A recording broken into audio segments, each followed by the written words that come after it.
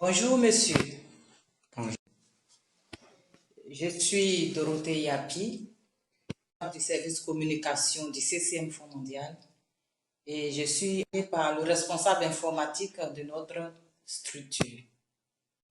Nous sommes là dans le cadre d'un reportage que nous effectuons sur les acteurs de la société civile dont l'objectif est de contribuer à la visibilité des activités de lutte contre l'une des trois pathologies menées par l'organisation. Pourriez-vous vous présenter et présenter la structure dont vous dirigez? Merci madame. Je suis monsieur Kamlei Théodore, secrétaire national chargé de la formation continue de l'Union générale des travailleurs de Côte d'Ivoire et président de l'intersyndicale de lutte contre le VIH et le sida en milieu de travail. L'intersyndicale, pour votre gouverne, est le réseau des centrales syndicales que sont au départ l'UGTCI, Dignité et Faisancy, qui sont donc rejointes par Humanisme, Force ouvrière et Unatrici. Le réseau est créé depuis le mois de juillet 2007 à l'Union générale des travailleurs de Côte d'Ivoire, à Trècheville, Abidjan.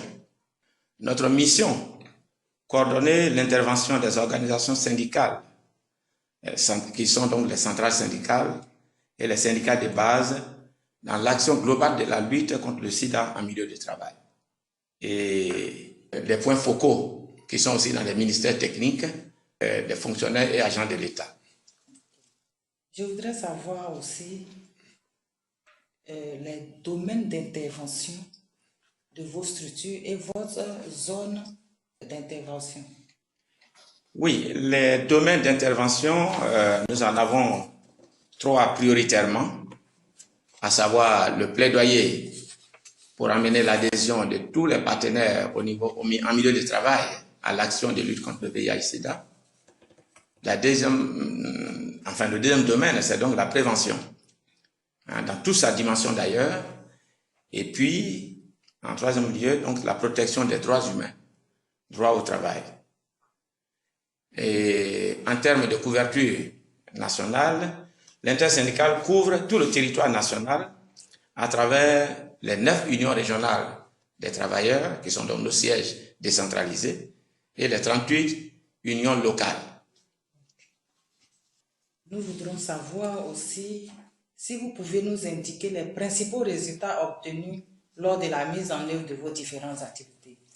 Bien entendu, les activités que je viens de citer ont permis donc de réaliser, n'est-ce pas, la création de 248 cellules focales des PME au niveau d'Abidjan et à l'intérieur du pays, la formation de 159 pères éducateurs des unions régionales, des sièges confédéraux, et qui sont donc aujourd'hui très actifs, formés et très actifs.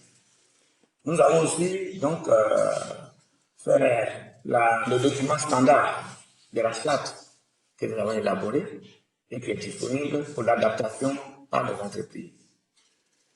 En troisième position, nous avons donc contribué significativement, n'est-ce pas, à la reconduction des financements du Fonds mondial pour le financement des activités que nous menons actuellement au niveau de la Côte d'Ivoire.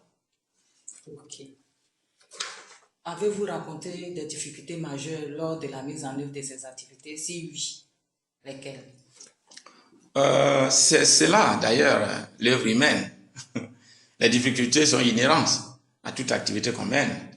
Alors, celles que nous pouvons donc évoquer sont d'ordre de la mobilisation financière pour mener, n'est-ce pas, nos activités comme nous l'entendions. La deuxième difficulté que nous avons, c'est que nous constatons une déperdition des membres qualifiés que nous avions formés en son temps et qui, par la mobilité des travailleurs, naturellement, ne sont plus là où nous les avons placés pour encadrer les militants. La troisième que je pourrais citer, qui est d'ordre organisationnel au niveau des entreprises, c'est la discrimination et la stigmatisation perlée, qui donc annihile toutes nos forces d'action que nous menons au niveau des travailleurs. Voilà les quelques trois difficultés que je pourrais citer. savoir un peu vos perspectives à court, moyen et long terme? Oui, bien entendu. Bien entendu. Et nous pensons que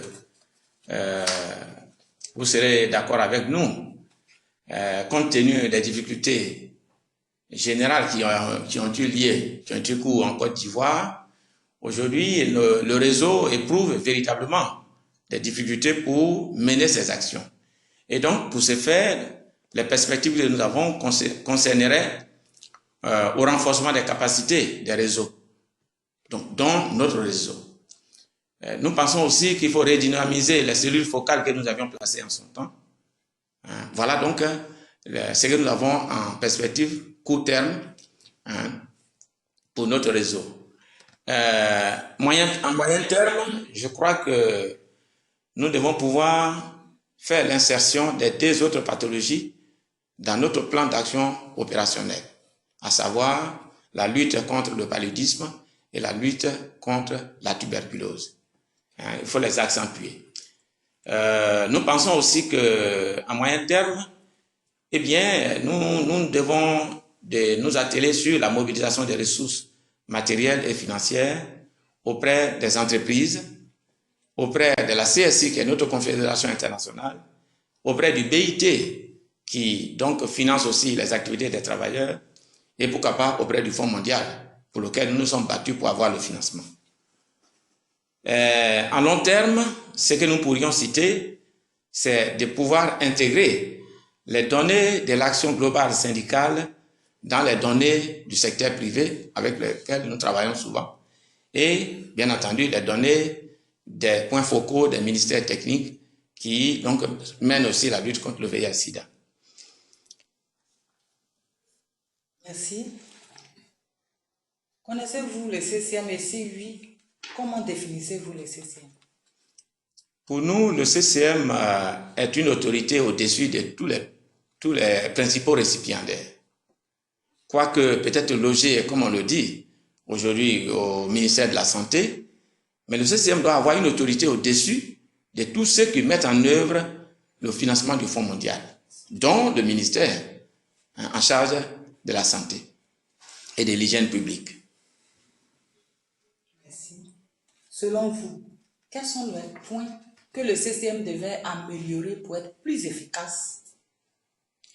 Je pense que l'efficacité de CCM dépendra d'abord de son ancrage institutionnel.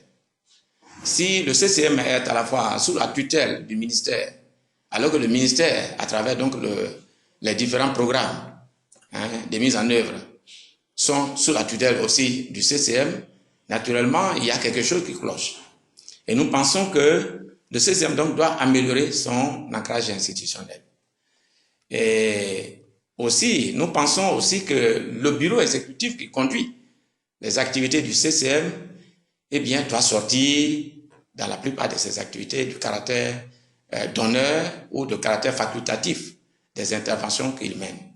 Et donc, nous pensons qu'il faut conférer, n'est-ce pas, des moyens adéquats au CCM et afin de lui permettre un fonctionnement raisonnable qui puisse couvrir véritablement toute la dimension de ses actions auprès des principaux récipiendaires. Voilà.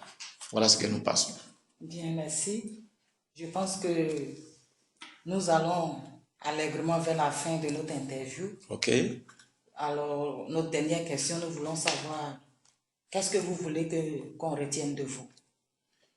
Du syndicalisme que je suis, un membre volontaire au service des miens et un activiste pour le respect des principes d'équité et d'égalité selon les cas.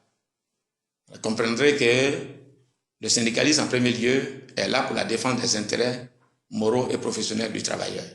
Et quand on parle des travailleurs, on parle par ricochet de l'ensemble des travailleurs et des personnes qui dépendent de ces travailleurs, donc toute la population. Voilà. Okay, merci, M. K. Mlei. Au terme de notre interview, mon collaborateur et moi voudrons vraiment vous remercier. Merci à vous pour aussi. l'accueil très chaleureux que vous nous avez réservé.